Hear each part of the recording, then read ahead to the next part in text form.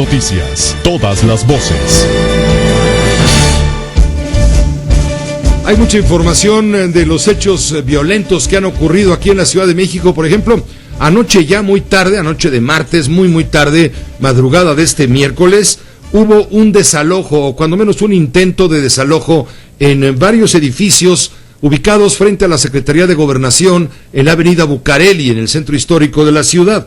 Llegaron a sacar las pertenencias de unas familias que habitan en los números 80, 86, 88, 100 y 102 de edificios que están, le digo, frente a Bucareli. Por cierto, unos edificios preciosos desde el punto de vista arquitectónico, sin embargo, bueno, dejados al abandono de las rentas congeladas y toda esta situación. Bueno, llegaron a desalojar a varias familias y se armó la trifulca. Hay 73 personas detenidas por este intento de desalojo. Vamos directamente con Javier Navarro. Él tiene la información en detalle de lo que sucedió anoche y que provocó una gran movilización policial en aquella zona. Javier, ¿cómo estás? Muy buenas tardes. Muy bien, Pepe, muchas gracias, muy buenas tardes. Y efectivamente fue un fuerte enfrentamiento el que se tuvo esta madrugada en la zona centro de la Ciudad de México, donde policías fueron agredidos en el exterior de este inmueble ubicado en la calle de Bucareli, mismo que iba a ser desalojado, con lo que más de 70 personas, 73 en total, como mencionas, fueron detenidas, y paramédicos atendieron a más de 10 lesionados por golpes. Esto se dio desde poco antes de la medianoche en este edificio denominado Gaona, ubicado en el número 80 de la calle Bucareli, esquina con la calle Emilio Donde de la colonia Centro, donde llegaron casi un centenar de personas armadas con piedras y palos a querer desalojar este inmueble. Los habitantes del lugar se negaron a desocuparlo y esto originó una riña colectiva, con lo que en pocos minutos llegaron decenas de patrullas de la policía, las que fueron recibidas con una lluvia de objetos como piedras, palos, tubos, botellas y ladrillos, y con esto se ocasionaron daños a los vehículos policíacos.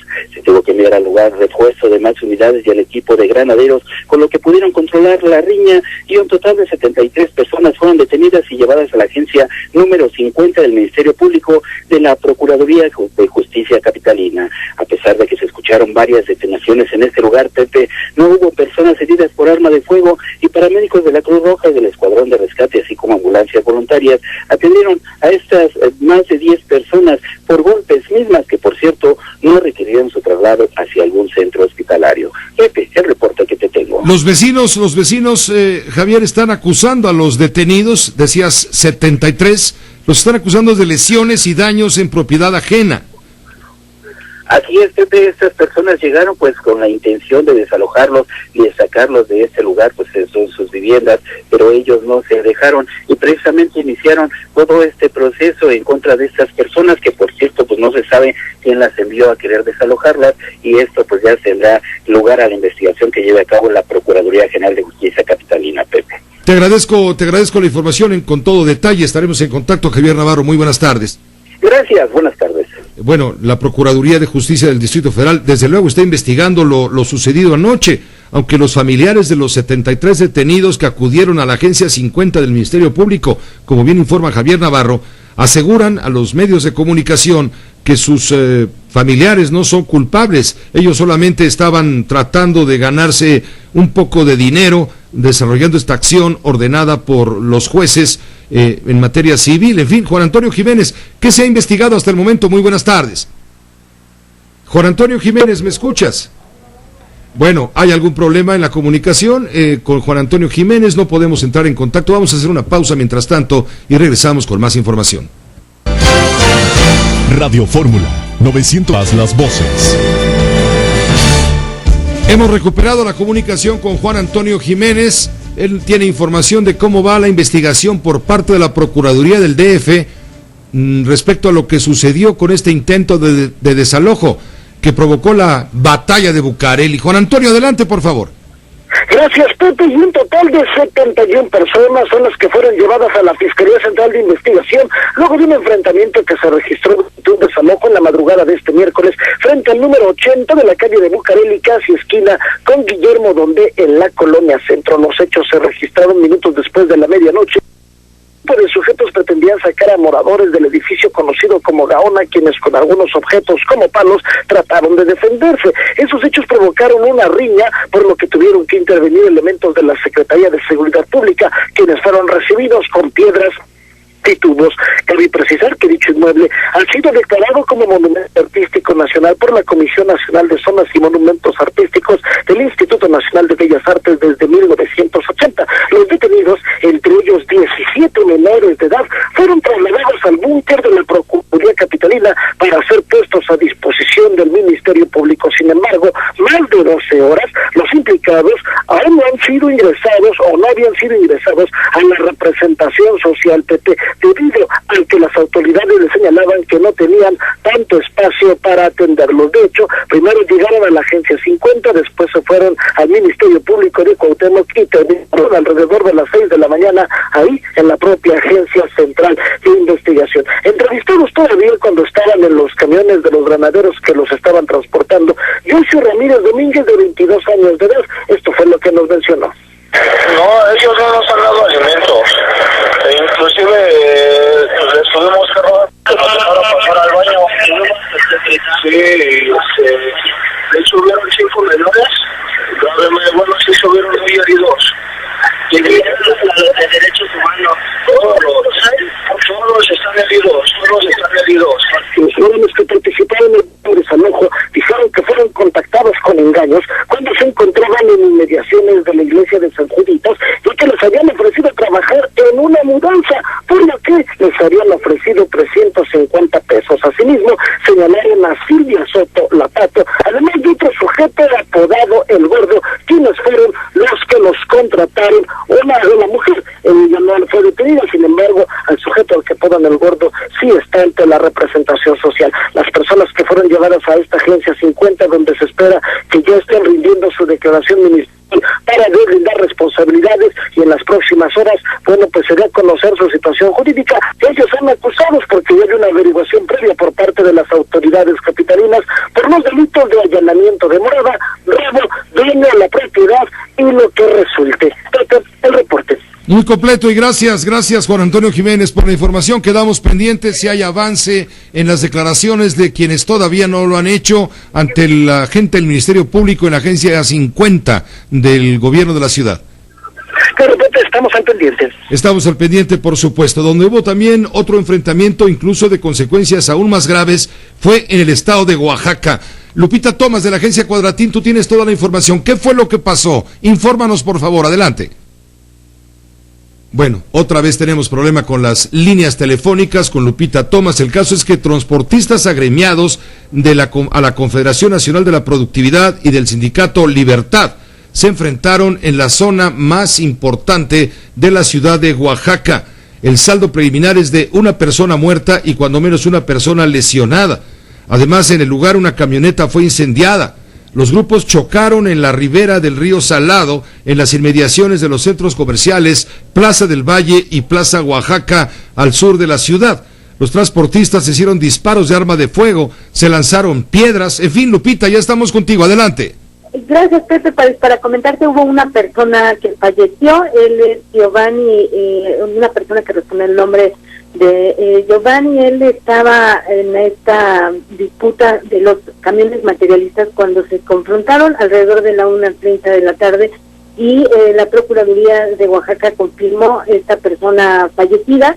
También 2 personas que resultaron heridas, David Venegas Juárez y Amador García, además de 77 personas que están detenidas. 31 fueron remitidos a la Policía Municipal, 46 más enviados al cuartel de la Policía Estatal, y hasta este momento se menciona que entre los detenidos podría estar la persona que accionó el arma en contra de esta persona que falleció.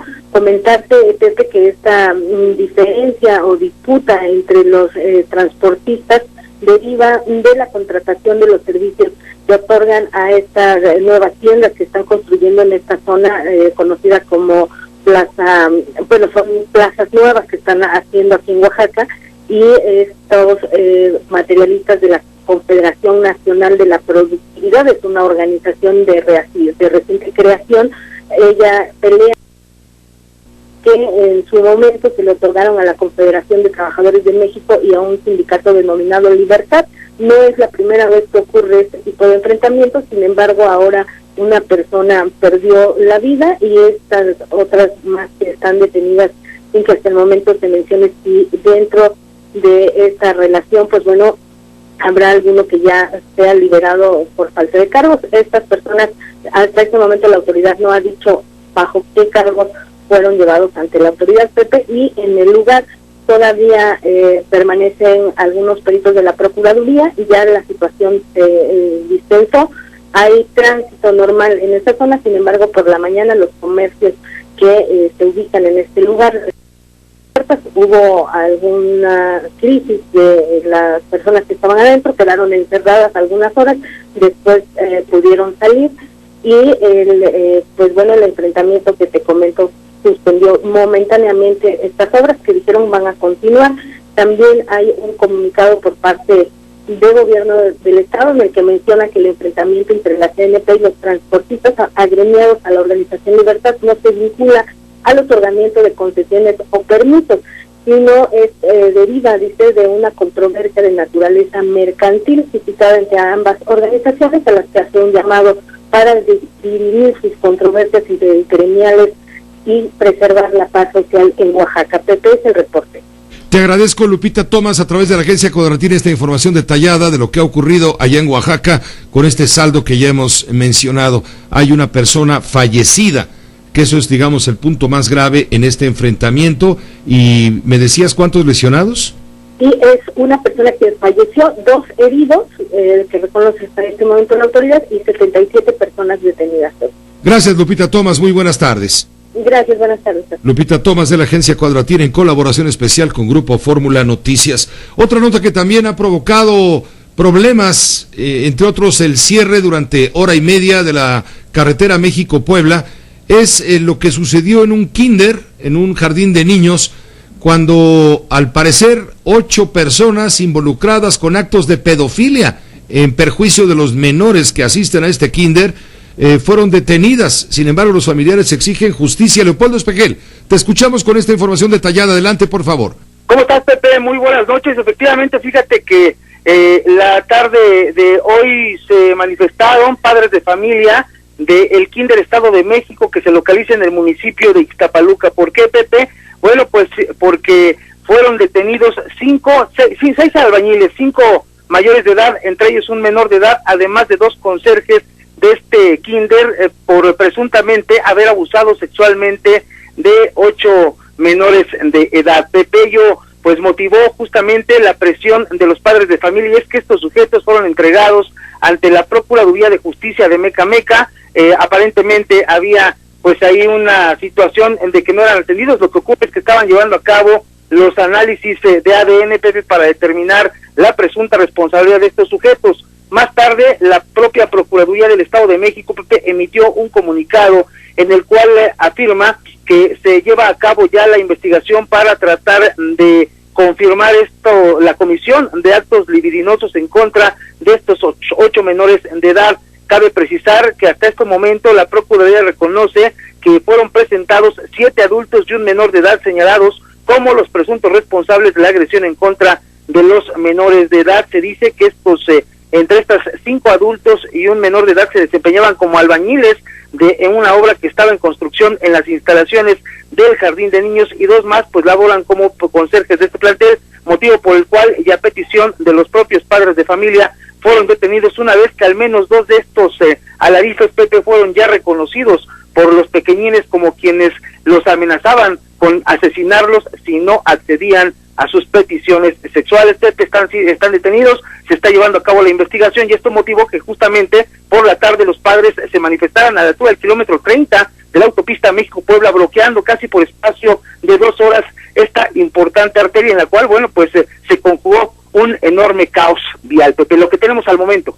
Estos hechos que fueron denunciados por los padres de familia, tú bien lo señalas, ocurrieron en el Jardín de Niños Estado de México, en la unidad Jesús María, allá en este municipio del Estado de México. Pero estos hechos ocurrieron o venían ocurriendo desde octubre, en que fueron denunciados. Sí, efectivamente, Pepe, desde octubre fueron denunciados. Ayer, los padres se presentaron a petición de ellos mismos, elementos de la Procuraduría, de la Secretaría de Seguridad Ciudadana, trasladan estos sujetos al agente del Ministerio Público en la Mecameca, y bueno, pues se inicia la diligencia. Hubo una tardanza, ellos aseguran que era por parte del Ministerio Público, pero se nos informa que precisamente, Pepe, es el tiempo en que están transcurriendo los exámenes periciales de ADN para tratar de determinar la responsabilidad de estos niños. Mientras tanto, la Procuraduría afirma que está aportando apoyo psicológico tanto a los menores como también a las familias involucradas, Pepe. Justicia para los niños que fueron violados por los albañiles, es lo que pidieron hoy los padres desesperados, que de plano se pusieron a cerrar 1.5 horas la carretera. Sí, Pepe, definitivamente, y bueno, pues lamentablemente con este tipo de situaciones sí vaya un mensaje a los automovilistas que pues fueron afectados, pero hay que entender la magnitud de esta situación por la que están padeciendo pues los padres y sobre todo los pequeños que fueron abusados sexualmente, Pepe, en este jardín de niños, Estado de México, allá en la colonia Jesús María, en Ixtapaluca. Por los albañiles pedófilos. Te agradezco mucho la información y estaremos en contacto, Polo. Estamos pendientes, Pepe. Gracias, estamos pendientes también. Y sobre estos temas escabrosos, la Procuraduría del DF detuvo a un comerciante quien daba empleo a hijas de agremiados menores de edad. Las emborrachaba y finalmente las obligaba a mantener relaciones sexuales con adultos. La Procuraduría de la Justicia del DF detuvo a un líder de tianguistas que daba empleo a las hijas de los que le pagaban una corta feria y abusaba de ellas. El sujeto utilizaba a una mujer para convencer a las niñas y a sus padres para que las dejaran trabajar con él. Luego las llevaba a sus oficinas, localizadas en la avenida Santa Úrsula. Esto queda en la delegación de Coyoacán, si no me equivoco. Ahí, en estas oficinas, organizaba fiestas, reventones, las dotaba de vestimenta provocativa, ofrecía bebidas embriagantes, luego implementaba juegos con castigos, con los cuales las dejaba completamente desnudas. Al ser denunciado por la mamá de una de las jóvenes, la Procuraduría logró la detención de este sujeto, el líder, le digo, de tianguistas. También detuvieron a la enganchadora, a la mujer que engañaba y a la mujer que convencía a los padres de familia para que entregaran a las niñas para que pudieran realizar estas actividades, por supuesto, delictivas. Están acusados por el delito de trata de personas en su modalidad de explotación por prostitución. Ya fueron consignados. Juan Antonio Jiménez, tú tienes más información de este otro escándalo policíaco. Adelante.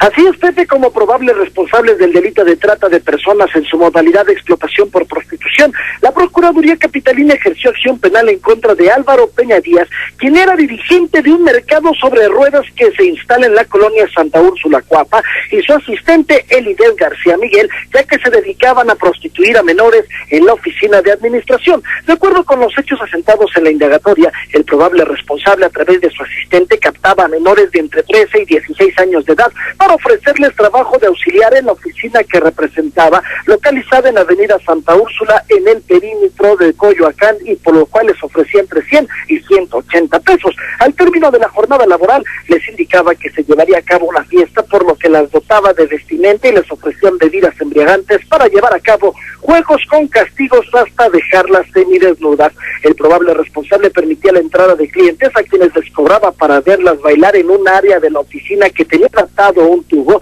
y por tener relaciones sexuales con las menores.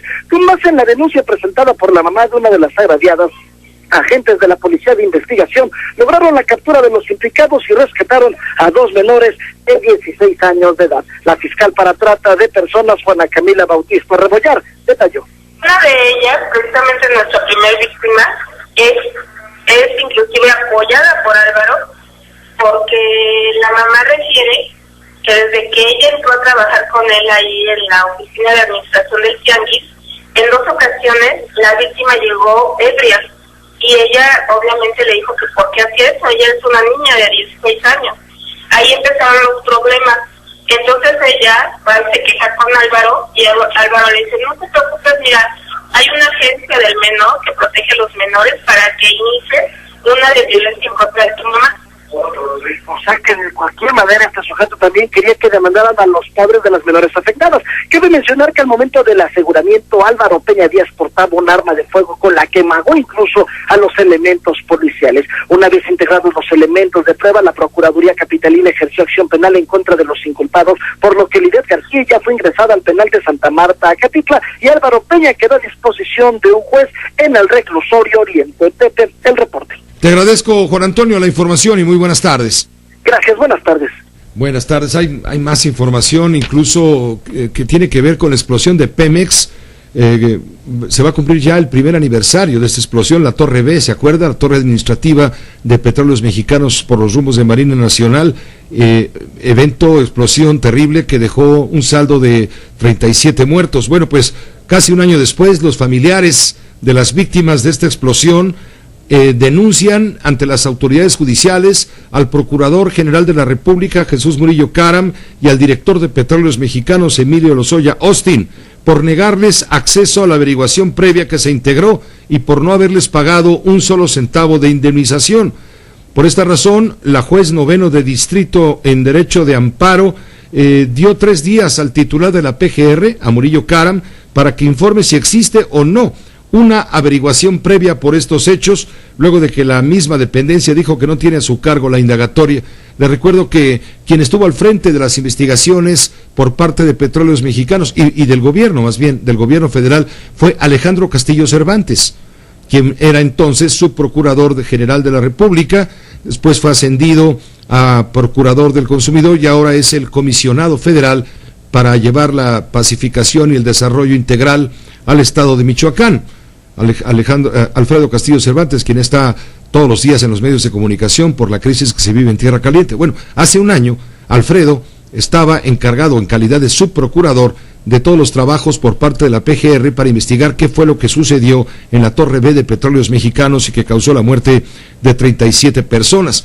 Este día, afuera del Palacio de Justicia Federal, las familias de varios de las víctimas, por supuesto hablo de las víctimas mortales, dijeron que no han recibido indemnización alguna de Pemex, pese a que el director general de la paraestatal les ofreció lo mismo.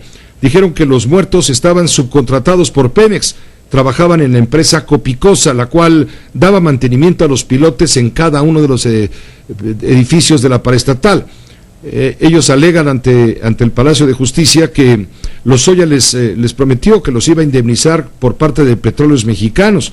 Las familias comentaron que solo han recibido un apoyo mensual de 1,900 pesos, pero por parte de la empresa Copicosa, la subcontratista de Petróleos Mexicanos, mientras que la paraestatal se niega a indemnizarlos. Se suma que la PGR les ha negado tener acceso a la averiguación previa, pues buscan, dicen, saber realmente qué pasó. El abogado de todos ellos, quien los representa en este asunto, dice que este hecho muestra la verdadera cara de las instituciones. Calificó de lamentable el trato que se da a los deudos de las víctimas, de las 37 víctimas fatales ocurridas, que perdieron la vida hace un año, le digo, allá en la Torre de Petróleos Mexicanos, hace prácticamente un año. Hagamos una pausa breve, regresamos con más información. José. En este momento son las 7 de la noche con 52 minutos, hora de La Habana, la capital de Cuba. Dentro de 10 minutos se van a reunir finalmente el presidente de México, Enrique Peña Nieto, quien está en la isla, y se va a reunir con Fidel Castro, el legendario comandante Fidel Castro. Sí se va a dar el encuentro, le digo, en cuestión de unos cuantos minutos. El presidente de México se encuentra en Cuba realizando una visita de trabajo, una visita ejecutiva, ha estado con las autoridades cubanas. Él asistió el día de ayer a la segunda cumbre de la Comunidad de Estados Latinoamericanos y Caribeños. Mario Rojas ha estado muy al pendiente. En 10 minutos, repito, será la reunión de Peña Nieto con Fidel Castro. Te escuchamos, Mario, adelante. Muy buenas noches en La Habana. Una reunión estrictamente privada, Pepe, en la que no participa ni siquiera el equipo más cercano del presidente de la República, Enrique Peña Nieto. Incluso hubo un cambio de agenda para concretar este encuentro, y es que había que formarse, había que hacer fila, porque el expresidente cubano Fidel Castro se la ha pasado recibiendo desde el fin de semana en su casa algunos dirigentes. El último de ellos, antes del presidente Peña, el secretario general de Naciones Unidas, Ban Ki-moon, pero también las presidentas de Argentina y Brasil. Hoy el presidente de México, Enrique Peña Nieto, da continuidad a una tradición de años, decía otro Fidel conocido y líder, Fidel Velázquez, que el que se mueve no sale en la foto, y hoy sí habrá foto, una foto que tendrá que circular el gobierno de Cuba, porque no dejaron entrar siquiera a los fotógrafos del presidente mexicano, y que no se daba desde el comes y te vas con el que Fox sugiriera al cubano abandonar nuestro país cuando participaba con la mayor de las expectativas en aquella conferencia internacional de la ONU sobre financiamiento para el desarrollo en Monterrey. Y es que hay que destacar también que a pesar de la visita oficial que hiciera Felipe Calderón a esta isla caribeña en 2012, en esa ocasión no hubo foto con Castro Ruz.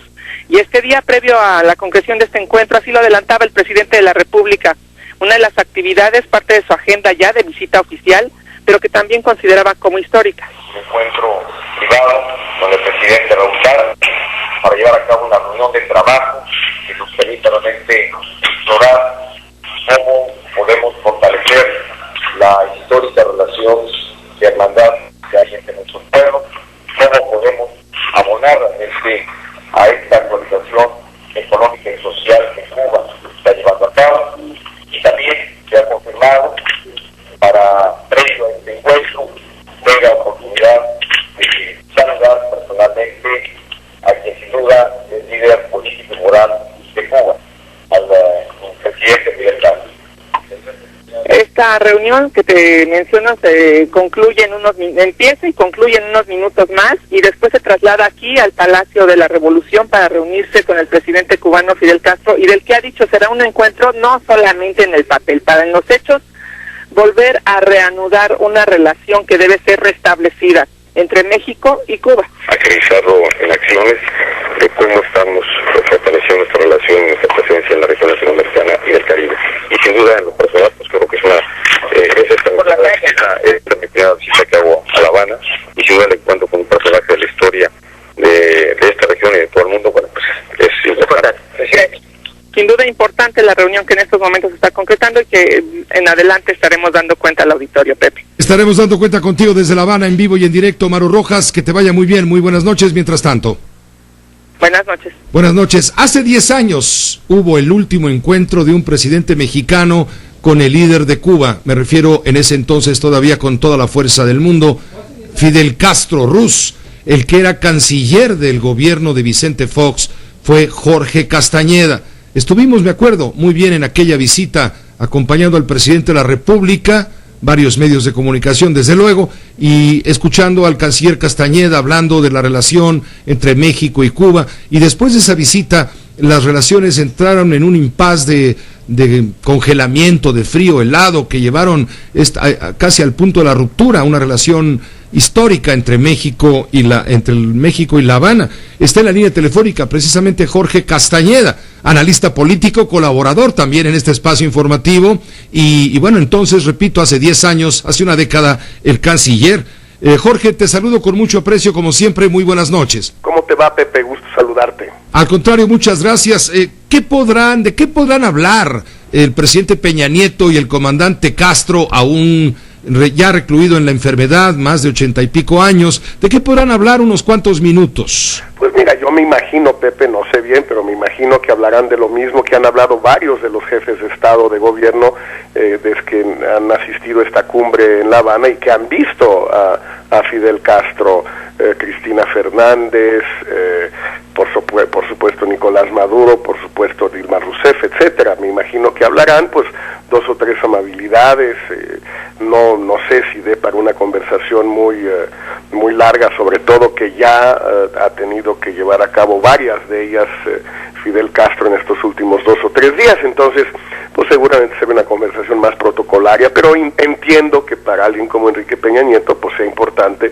conocer este personaje en efecto histórico, no necesariamente para bien, pero histórico sin duda, porque bueno, pues los que sí hemos tenido la oportunidad a lo largo de los últimos 35 años ya, Pepe, de verlo muchas veces, pues sí es un personaje impactante. Entonces entiendo que Peña quiera verlo antes de que fallezca, ¿no? ¿Qué pasó hace 10 años, Jorge? Tú eras el canciller de la República y la relación con Cuba llegó prácticamente al punto de la ruptura, si no es que al congelamiento total. Pepe, digo, no sé qué tanto tiempo tengamos, no quisiera alargarme, pero sí es importante distinguir varias etapas. Cuando fuimos con el presidente Fox a La Habana, la visita fue, por cierto, mucho más larga que esta, la parte bilateral, que al final de cuentas habrán sido de 5 o 6 horas por parte del presidente Peña. Fox estuvo 2 días enteros, pasó la noche ahí, llevó un grupo empresarial importante, incluyendo al ingeniero Slim, tú mismo lo recuerdas.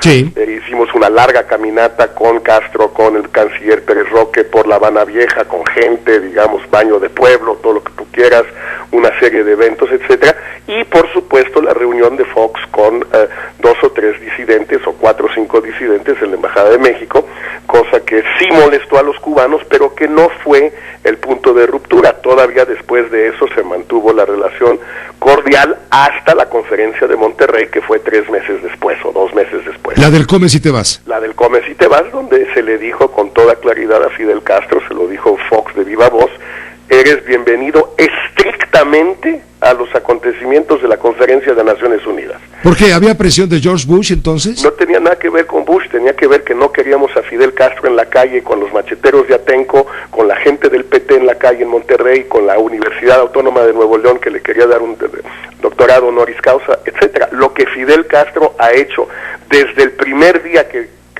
tomó el poder, en 59, hasta el día en Argentina, en Altagracia, donde nació el Che Guevara y donde se enfermó en el 2006. Del 59 al 2006, cada viaje que ha hecho Fidel Castro en su vida se mete a hacer campaña.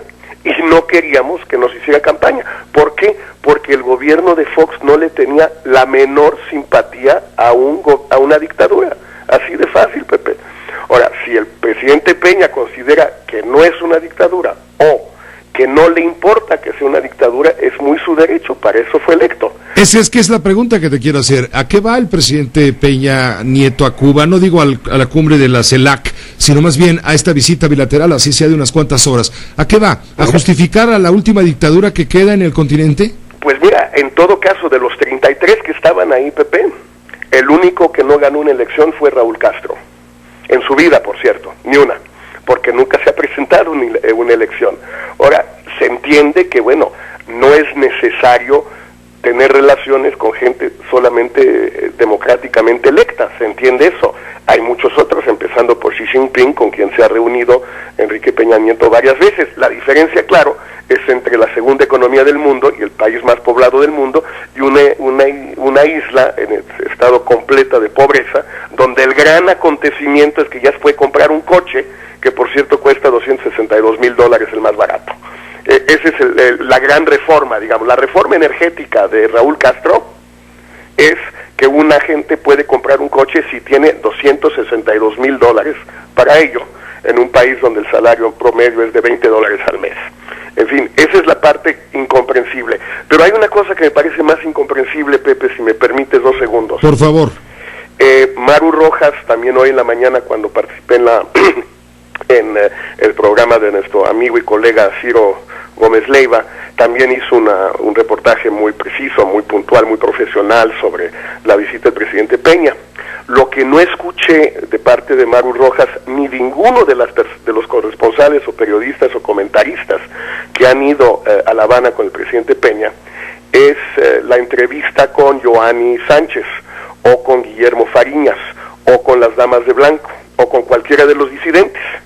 Entiendo que el presidente y su comitiva tomaron la decisión de gobierno de no hablar con ellos. No la comparto, pero la entiendo. Entiendo menos por qué los medios mexicanos no van y los entrevistan y les preguntan qué les parece todo esto. O es que siguen la línea del gobierno. Eso me parecería rarísimo en México, Pepe. Yo no creo que haya periodistas en México que sigan la línea del gobierno. Se me hace algo totalmente fuera de... pues increíble, insólito. No sería la primera vez en la historia que fuera así, ¿no? Tienes demasiada imaginación, Jorge. No, bueno, pues es que yo no, por eso no quiero exagerar nada, Pepe. ¿Cómo podría ser? ¿Tú te imaginas que un periodista que vaya en la comitiva presidencial reciba línea del gobierno de no ver a los disidentes? Imposible, ¿verdad? Imposible. No, eso es solamente tu imaginación cochambrosa. O en el gobierno de Cuba. O en el gobierno de Cuba, bien dices. O de Corea del Norte. O de Corea del Norte. O de China. Que ya no eres el agente 00 Mojito. Ya no soy el agente 00 Mojito, soy Mon. My name is Mon. Mamón. Eres el que comenta si te vas. Exacto, comento y me voy. Pero ojalá nuestros amigos y colegas que estén allá, pues también comenten, Pepe, porque sí me parece que es un poquito escandaloso. No que el gobierno tome esa decisión, para eso es gobierno, para eso los eligieron, los elegimos. Pero los medios sí no lo entiendo. Te agradezco mucho, Jorge Castañeda, la oportunidad de poder saludarte como siempre. Gracias, Pepe, un gran abrazo. Un gran abrazo para ti, muy fuerte, para Jorge Castañeda, ex secretario de Relaciones Exteriores, cuando el gobierno de Vicente Fox, el del Come si te vas, el de aquella visita que le sacó ronchas pues al régimen cubano de Fidel Castro, me acuerdo muy bien esa visita hace 10 años, el canciller Pérez Roque, se molestaron muchísimo, y prácticamente, bueno, el presidente, su último acto, el presidente Fox en aquel entonces, tuvo un último acto que fue justamente verse en la sede de la Embajada de México en La Habana, verse con algunos grupos de disidencia, y esto fue muy mal visto, bien lo recuerda Jorge, fue muy mal visto por el régimen cubano, al punto tal, le digo, que las relaciones se enfriaron, y prácticamente meses después, luego de lo que pasó en Monterrey con el Come si te vas, llegaron prácticamente a la ruptura. Hay que hacer memoria, para entender lo que somos, hay que explicar lo que fuimos, y luego, bueno, podríamos explicar lo que queremos ser, pero eso ya nos lo dirán después los analistas una vez que concluya la visita. Está aquí, por supuesto, Rafael Cardona con su cristalazo, muy pendiente de toda esta visita, y le hago la misma pregunta que le planteaba a Jorge: ¿de qué pueden hablar el presidente Peña Nieto y Fidel Castro, el comandante Castro, que sigue siendo la autoridad moral total del movimiento revolucionario de La Habana, de Cuba? ¿Cómo estás, Rafael? Muy buenas noches. Mucho gusto en saludarte y en saludar al público, a saludar a los televidentes, al auditorio, a la audiencia, a usted especialmente, que nos hace el favor de escucharnos, de vernos. Mira, Pepe, ¿de qué pueden hablar? Pues de nada. ¿De qué puede hablar Fidel Castro con alguien? Es un hombre recluido, es un hombre disminuido, es un hombre envejecido, y aunque es un hombre con una portentosa memoria y una gran lucidez, es un hombre que gobierna de una manera virtual. ¿Y de qué pueden hablar en un saludo protocolario, en un saludo en el que yo me imagino la manera como Fidel Castro se debe haber empezado a ganar la confianza del presidente Peña? Estoy seguro, por lo que lo he oído hablar con otras personas, a Fidel, que le ha haber dicho: oiga, pero usted es muy joven, usted está muy joven, usted está muy bien, está haciendo muy buena cosa. Estoy seguro que por ahí empezó, y entonces vamos a tomar en cuenta que para cualquier hombre de la edad del presidente Peña, o de la edad de José Cárdenas, o de la edad está hablando y le está hablando al público, Fidel Castro es el último tótem de la historia que nos tocó vivir. Es un hombre con una dimensión voluminosa en el campo internacional, y es el político más longevo en el ejercicio del poder que conocemos. Es el hombre que se adueñó de un pensamiento, de una revolución y de un país, y se adueñó de su propia historia, y se adueñó de algo que es todavía más impresionante: se adueñó de su propia leyenda, y es un hombre legendario. Tú estabas apelando aquí a que hagamos memoria. Yo no he conocido a Fidel Castro de la manera en que lo conoció Jorge Castañeda. Yo no fui canciller de mi país, ni lo seré, ¿no? Pero sí puedo recordar lo que hablé con Fidel Castro el día de la toma de posesión de Vicente Fox. Estaba yo con otro compañero, cuyo nombre me reservo por si alguien quisiera desmentirnos a los dos, que lo estábamos oyendo al mismo tiempo, estábamos platicando los dos con él. Y yo le pregunté, le dije: oiga, ¿por qué viene usted a la toma de posesión de un presidente que para los ojos de la Revolución Cubana no es más que un vendedor de Coca-Cola venido muy a más? Entonces se rió y me dijo: mira, en la política uno tiene siempre que esperar lo mejor, y yo espero lo mejor de la relación entre México y este gobierno. Dije: pero este no es el gobierno de la revolución que a usted lo ayudó a triunfar, este es el gobierno de una manera de pensar distinta. Usted fue el gran discípulo, y aquí en México el general Cárdenas lo protegió, tal y cual. Sí, yo no he cambiado, pero México sí, y yo tengo que hacer las cosas con la esperanza de que haya una gran relación. Yo espero buenas cosas. Pero más o menos eso fue lo que me dijo Fidel. Él sabía que no era cierto, y yo sabía que no se iba a poder hacer. ¿Por qué? Porque no tenía ninguna razón México, ese México del gobierno de empresarios para empresarios que preconizaba y proclamaba Vicente Fox, no tenía nada que hacer con una revolución que tampoco tenía nada que hacer porque ya no existía. La revolución cubana se murió hace muchísimos años como tal, produjo las buenas cosas que produjo, que se quedaron en un estado de catalepsia. Si la revolución mexicana se murió, la revolución cubana se quedó cataléptica. Ahí está. No hay nada, absolutamente nada. Pero al PRI le conviene, al PRI gobierno mexicano actual y al presidente Peña le conviene borrar las majaderías del panismo. ¿Majaderías en qué sentido? Majaderías de no entender que muchas veces la política también requiere el toque fino y el toque aparente. Cada vez que había un problema con Cuba, aparecían los gacetilleros de la derecha, o no de la derecha, los de esos que dice Castañeda que podrían existir, que le dan por su lado al gobierno, ¿no? Dice que el gobierno les da línea, ¿no? Cosas de él, ya ves cómo es Castañeda, ¿no? Inventa cosas, eso no es cierto. Bueno, entonces aparecían a decir, ¿y por qué no le cobramos a Cuba el dinero que nos debe? Ahora ya no se lo podemos cobrar porque ya se lo perdonamos, de entrada. A ver, ya, hombre, perdonen esa deuda que es tan pequeña. 500 millones de dólares. ¿Y qué? París bien vale una misa. Y mantener tranquila a la gente también vale, ya. De todos modos no te iban a pagar. ¿Qué? Les ibas a declarar la guerra, así como la guerra de los pasteles aquí por una deuda mal cubierta, les ibas a declarar ya la guerra de los habanos, o la guerra del tequila, o la guerra del mojito. Pues claro que no. Entonces, finalmente, México no necesita meterse en problemas con Cuba. Y tampoco necesita meterse en honduras políticas con una revolución que hoy ya no significa nada, excepto una cosa: la habilidad fuera de serie de la diplomacia cubana. No hay país, ya no diré en el mundo, pero por lo menos en América, en Iberoamérica y también en Estados Unidos, que tenga los diplomáticos y la habilidad persuasiva de los cubanos. Mira, en 1959 estaba en el gobierno de los Estados Unidos el general Eisenhower, ¿no? Eran sus últimos días.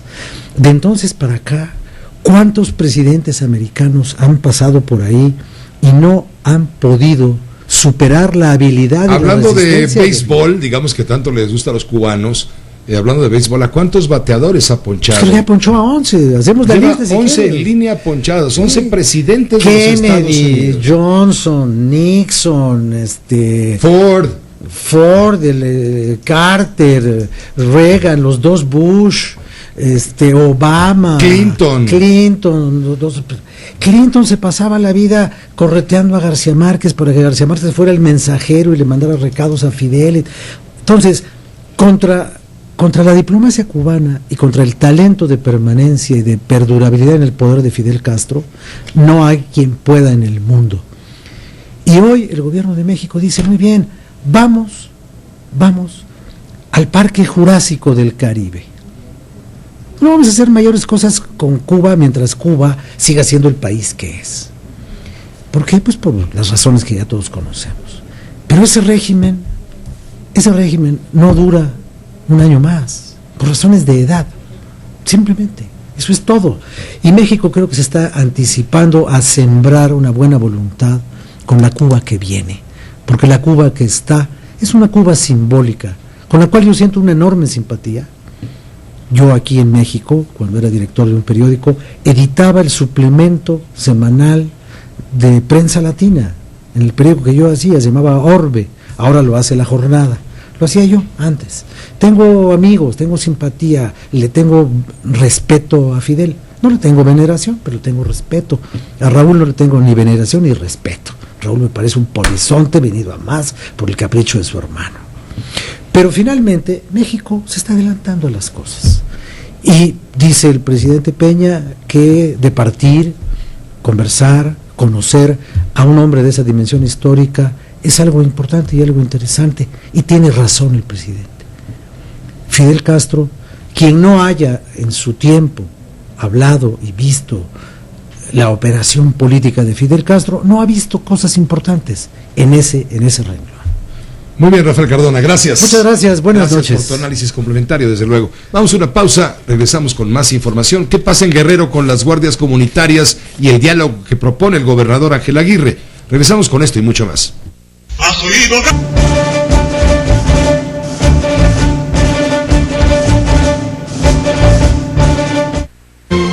José Cárdenas informa. Todas las noticias, todas las voces. Lo invito a acompañarnos en una conversación que prometo, aseguro, garantizo de antemano que resultará muy interesante para usted. Hablo de una entrevista con Guillermo Valdés Castellanos. Guillermo Valdés Castellanos es analista en temas de seguridad. Él fue también muy metido en cuestiones de opinión, pero él también fue director del CISEN. Guillermo, bienvenido, ¿cómo estás? Muy bien. Centro de Investigación para la Seguridad Nacional. Para la Seguridad Nacional, 5 años del régimen de Felipe Calderón estuviste al frente del CISEN. Así es, de 2007 a 2011. Hace ya algunos meses sacaste a la circulación este libro, Historia del Narcotráfico en México. Te debíamos la invitación para platicar de este libro que me dices lleva ya ¿cuántas ediciones? ¿Reediciones? Lleva, después de la primera impresión, otras 3 más. 3 más impresiones. 3 más, sí, ya van 4 veces que se imprime. La historia del narcotráfico en México.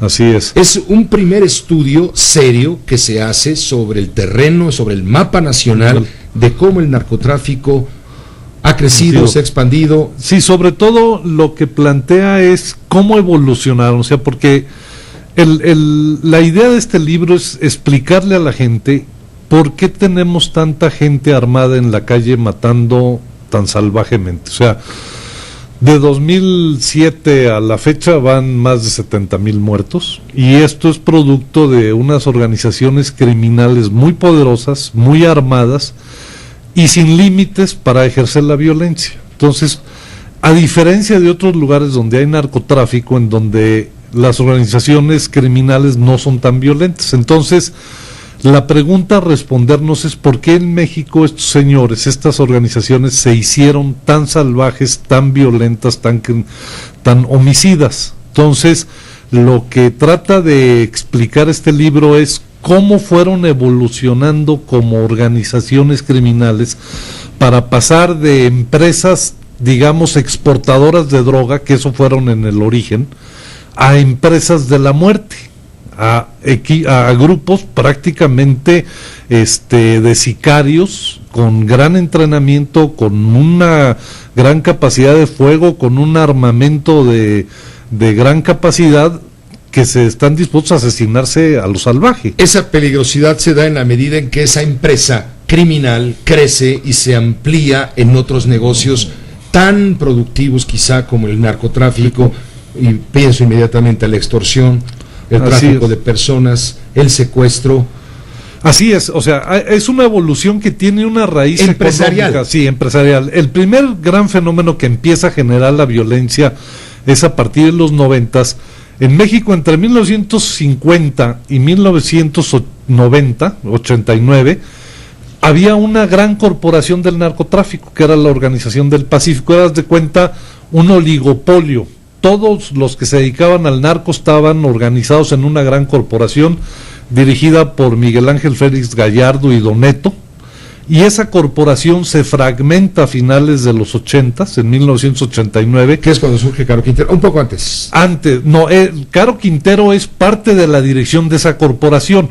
Cuando descabezan esa corporación y meten a la cárcel a Caro Quintero, a Miguel Ángel Félix Gallardo y a Doneto, a Fonseca Carrillo, entonces todos los grupos que estaban allá abajo se fragmentan y dan origen a los 6 cárteles nacionales que conocemos ya más recientemente: el cártel de Tijuana, el cártel de Juárez, el cártel del Pacífico, el cártel del Golfo, el cártel de Michoacán, que originalmente era el de los Valencia, el de Milenio, y el cártel de los Amezcua en Colima. Todavía no aparecía el Chapo entonces. No, el Chapo estaba en el Pacífico. Era uno de los líderes del Pacífico, junto con el Mayo Zambada, junto con el Güero Palma, junto con el Azul, el Esparragosa, eran parte de uno de esos 6 cárteles, que era el de Sinaloa o el Pacífico, y estaban los Arellano Félix en Tijuana, y estaba Amado Carrillo en Juárez, y estaba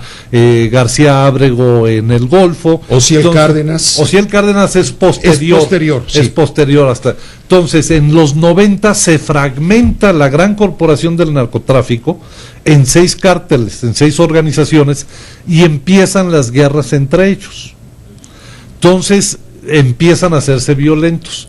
El cártel del Golfo, que fue el último, el más tardío, para abrirse territorio y espacio en el negocio que estaba cooptado por los otros cárteles, desarrollaron un gran ejército, que es el de los Zetas. Los Zetas. Y los Zetas introducen esto que tú mencionas. Los Zetas provocan 2 fenómenos fundamentales para la evolución cualitativa del narcotráfico en estas máquinas de matar, que son el fenómeno de la profesionalización de los ejércitos, o sea, porque los Zetas originalmente eran exmilitares con entrenamiento de élite, y que profesionalizan a los sicarios, les enseñan a usar armas de alto calibre, les enseñan tácticas de guerra, les enseñan operativos de contrainsurgencia, les enseñan a torturar, les enseñan sistemas de inteligencia, etcétera, y entonces profesionalizan el ejército del cártel del Golfo, obligando al cártel del Pacífico, de Tijuana, de Juárez, a profesionalizar sus ejércitos, por si no iban a estar en desventaja.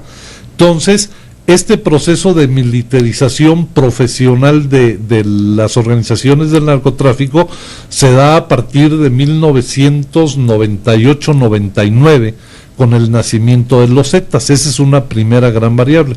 Y segundo, los Zetas, para autofinanciarse, se dedican a la extorsión, el secuestro, como método para financiarse. Entonces afectan a la sociedad y utilizan su violencia para someter a las policías y a las bandas locales y a los criminales de todos los estados, y entonces son estos 2 fenómenos, la militarización y la diversificación criminal. Tú me diste a leer, recuerdo muy bien, un libro sobre la mafia italiana. Así es. Que podría ser el catecismo de estos grupos. Así es, sí, por ahí aprendieron mucho. Yo, a la hora que estaba estudiando teorías del crimen organizado para escribir este libro, entre ellos este libro de Diego Gambetta, dije, no me extrañaría que alguien de las gentes del Pacífico, del Golfo, hayan estudiado esto, porque de veras son señores muy listos, a veces algunos con una mentalidad estratégica muy clara, muy lúcida. ¿Cómo se inserta el tema de moda en este momento, el tema de los caballeros templarios, la violencia en Tierra Caliente y Sierra Costa michoacana? ¿Cómo se inserta la tuta y todo esto, egresados o provenientes de la familia michoacana, que a estas alturas ya no existe como lo que fue, la que echó fuera de Michoacán a los Zetas? Mira, con ayuda de los de grupos civiles.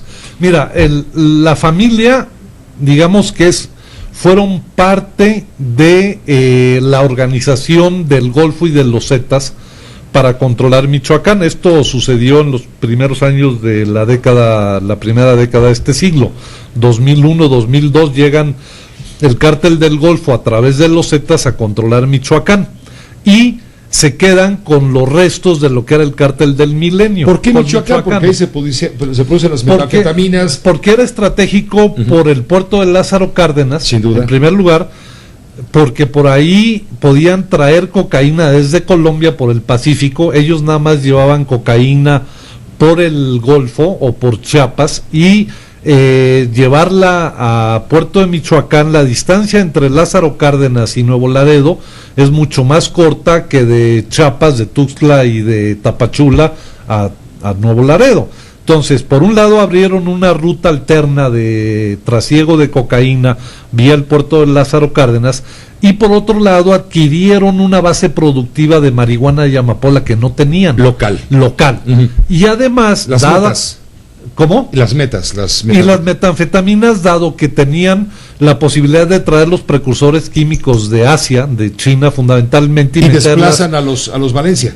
Desplazan a los Valencia, o sea, para poderse apropiar esto, desaparecen a los Valencia y entonces aprovechan los restos de su estructura criminal michoacana, o sea, la local, que después ellos se convierten en la familia y dicen, nosotros nos vamos a quedar con el negocio. Le insertan la cuestión ética, digamos, sí, entre comillas, de catecismo. Un discurso religioso, ajá, de liberación política. Eso es muy inteligente. Social, es muy inteligente. Entonces van un paso adelante en términos de que, como el modelo de los Zetas es muy depredador, o sea, parte de sus ingresos que generaron en Michoacán fue abrir un mercado interno de consumo de metanfetaminas. Entonces generaron un proceso de adicción entre la juventud en Michoacán gravísimo. Entonces lo que hace la familia, por ejemplo, para ganarse a esa parte de la población, es que abren centros para el tratamiento de adicciones. A todos los chavos que habían convertido en adictos, los Zetas, estos señores los captan en sus centros de adicción, los adoctrinan y luego los vuelven sicarios de la familia. Entonces, la familia, digamos que es el modelo Z, pero reloaded o mejorado con estos conceptos, incluso hasta religiosos, morales. Bueno, y ese es de esa familia, de la familia de ese modelo, derivan en Caballeros Templarios cuando es asesinado, muere en combate en aquel operativo en diciembre de 2010, Nazario, uno de los líderes de la familia, y después ¿muere o no muere? Bueno, pues, Guillermo, tú un día discutimos mucho eso, nunca apareció el cadáver. Nunca apareció el cadáver, había bastante evidencia del día del operativo de que el señor estaba muy gravemente herido. O sea, en la refriega, ¿se acuerdan? Aquello fue con helicópteros, desde los helicópteros, se rafagueó una ¿cómo se llama? Una comitiva, de muchas camionetas. Un convoy, donde iba huyendo Nazario, ¿no? Moreno. No hay la evidencia física del cadáver, es así, pues bueno, eso es obvio, no se puede discutir que no apareció, pero había suficiente evidencia de las comunicaciones de ese momento en que Nazario estaba gravemente herido, ¿no? El caso es que ahora existen los templarios, los templarios, así es. Y los templarios, la escena criminal. Los templarios amplían y reproducen el esquema criminal de los Zetas, o sea, de un crimen diversificado, y ellos llegan a hacer una especie de dualidad en la estrategia. O sea, por un lado le cobran extorsión a todos los aguacateros, cobran extorsión limoneros, ganaderos, comerciantes, gasolineras, etcétera. Pero por otro lado también tienen una red de negocios que benefician a otras partes de la población.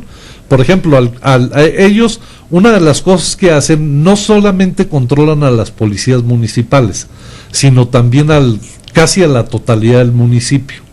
Nombran, por ejemplo, a los directores de obras públicas de los municipios y obligan al alcalde y a estos directores a que todos los contratos de obra pública se los den a unas constructoras de ellos. ¿Bajo la ley de plato plomo? Así es. Y entonces, pues hay constructores michoacanos aliados a los templarios, beneficiados por este tipo de negocios. O, por ejemplo, la negociación que hacen con la siderúrgica en Lázaro Cárdenas para negociar el control de las minas de hierro en los municipios aledaños a Lázaro Cárdenas, que benefician a ejidatarios de los municipios aledaños. Claro, hierro que sacan en embarcaciones, mandan a China y China les paga con precursores. Y ese dinero también una parte les llega a los ejidatarios. Por eso el golpe que dio en noviembre la Marina Armada de México, el Estado mexicano, al recuperar Lázaro Cárdenas, el puerto más importante de América Latina, no solamente de México, en la costa pacífica, es un golpe que les pegó en la finanza, abajo del cinturón de las finanzas. Entonces, frente a ese modelo y una debilidad muy grande del gobierno estatal y una presencia insuficiente de las fuerzas federales, la gente queda completamente expuesta y vulnerable, la mayoría de la población, y organizan sus autodefensas. Digo, es tan simple como ese. Y hoy el gobierno se alía con entre estos dos grupos, autodefensas y templarios, se alía con el visible, es decir, se alía con los autodefensas o guardias civiles porque conocen el territorio, conocen al enemigo, tienen información, aunque sean ilegales, tienen información, y información de inteligencia que no tiene el gobierno. Así es. Entonces, es forzada, no había de otra, pues. Así es, digo, y tiene sus riesgos, ¿no? O sea, en principio, aquí el tema es que toda esta situación deriva de lo que yo en un artículo del Milenio hace un par de semanas escribí diciendo: estamos frente a la tragedia del Estado desaparecido en Michoacán. O sea, la autoridad del gobierno estatal pues, está prácticamente borrada. O sea, no hay policías municipales que operen, no hay policía estatal que alcance y eficaz. Entonces, se pierde la autoridad del Estado en el territorio, y el recuperar Michoacán pasa necesariamente por la reconstrucción del Estado, el que el Estado tenga la capacidad y la fuerza suficiente para que el marco jurídico del país, el marco constitucional, opere en Michoacán como opera en el resto del país. Y entonces, si los autodefensas se someten al marco constitucional y a las normas que rigen a las fuerzas del Estado, pues el Estado habrá ganado. Si las autodefensas dicen: no, pero yo las armas son mías, yo no las entrego, las registro, pero no las entrego y siguen siendo mías, están no cumpliendo el marco constitucional, ¿no? Entonces, el que el Estado se haga un pacto o firme un acuerdo con las autodefensas, va a ser positivo para la reconstrucción de la normalidad en Michoacán, siempre y cuando las autodefensas se sometan por completo al marco constitucional.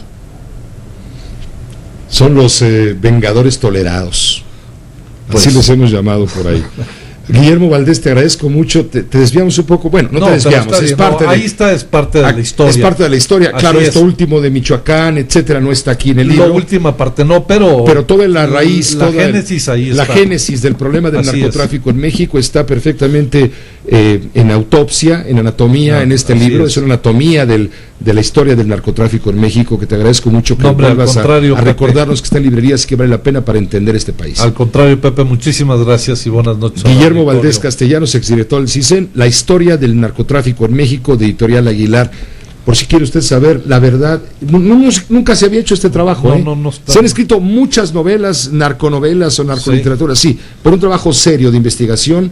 Este es el primero. La primera historia. Por eso vale la pena platicarla y comentarla y compartirla. Pues muchísimas gracias, Pepe. Igualmente. Buenas noches. Buenas noches, Guillermo Valdés Castellanos. Hagamos una pausa, volvemos con usted. Vamos a enlazarnos en este momento con el ingeniero Javier Matuk, 10.com. Hoy es miércoles de tecnología, de gadgets, de inventos. Y a ver, ¿qué mecanismo posicionador nos vas a describir en esta ocasión? Javier, qué gusto escucharte, buenas noches. Con el gusto de escucharte a ti y a todo el público. Pues fíjate que hay varios temas el día de hoy. Hace una par de horas, Pepe, se anunció esta compra que hace la firma de origen chino Lenovo, de nada más y nada menos que Motorola, esta compañía insignia norteamericana. La compró Google hace un poquito más de 20 meses, pagó unos $12,000 millones, y ahora pues ya la vende, se deshace de ella por nada más 3,000 millones aproximadamente. Es lo que está pasando. Se anunció hace 3 horas este acuerdo, y bueno, pues ha habido por supuesto una ola de comentarios sobre esto. ¿Cómo la ves? A ver, ¿la compra en cuánto y la vende en 3,000? Google, interesado en quién sabe qué, bueno, se habla de las patentes que tenía Motorola. Sí. Hace 20 y tantos meses la compra en $12,000 millones. ¿Y la vende en 3,000? Y la vende en 3,000. O sea que fue mal negocio. Pues aparentemente, supuestamente se queda Google con las patentes, que es una razón por la cual compró originalmente a Motorola, pero finalmente pues esa es la matemática así muy simple, pues sí le perdió 7,000, ¿no? Le perdió bastante. ¿Y quién se queda con Motorola o los restos de Motorola? La firma Lenovo, esta compañía de origen chino, que en el 2005 ya compró la división de cómputo personal de IBM, todas las computadoras personales que fabricaba IBM, se las vendió, o bueno, Lenovo compró esta división. Hablas de Lenovo. Lenovo, es correcto, es la compañía china que compra ahora a Motorola, se acaba de anunciar. Está, ya sabes, viene la parte regulatoria para que todos digan que sí, que no hay problema, pero bueno, ya que está anunciado es casi un hecho, ¿no? Entonces Google se deshace de, pues aparentemente en términos de negocios, de un lastre.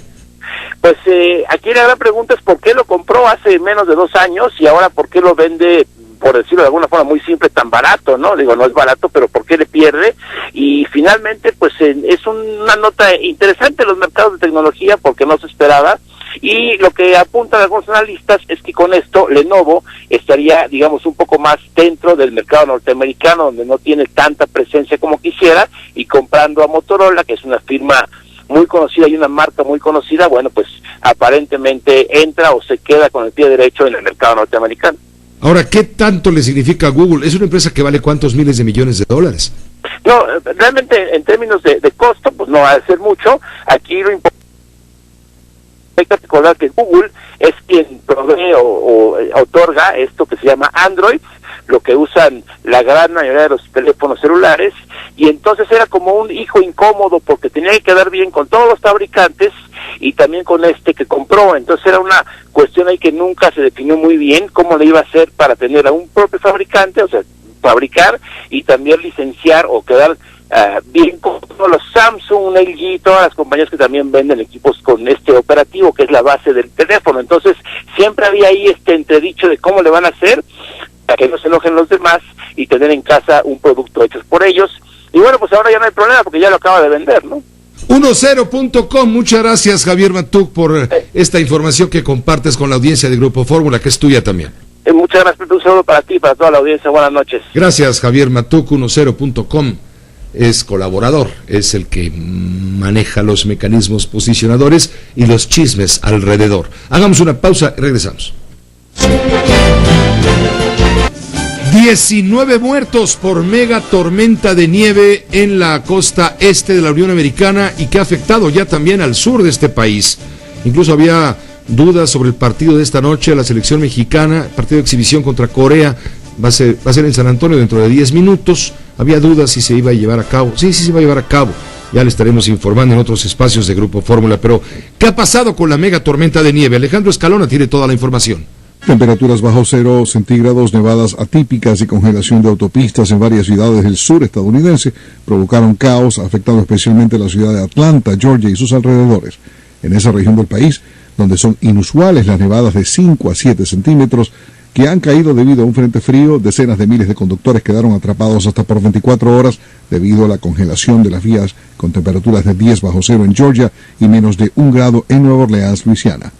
Según la gobernación de Georgia, la ola de nieve y frío ha dejado al menos un muerto y otras autoridades locales han reportado más de 1.200 accidentes viales que han dejado unos 130 heridos. Las noticias, a nombre de todo el equipo, le agradezco su atención, su confianza y todo lo demás. Lo invito para que se quede a continuación con la fórmula financiera. Mari Carmen Cortés, Pepe Yuste, Marco Antonio Mares en estas frecuencias de radio. Y en televisión, Telefórmula, Mario Ávila. Hasta mañana, 6 de la tarde.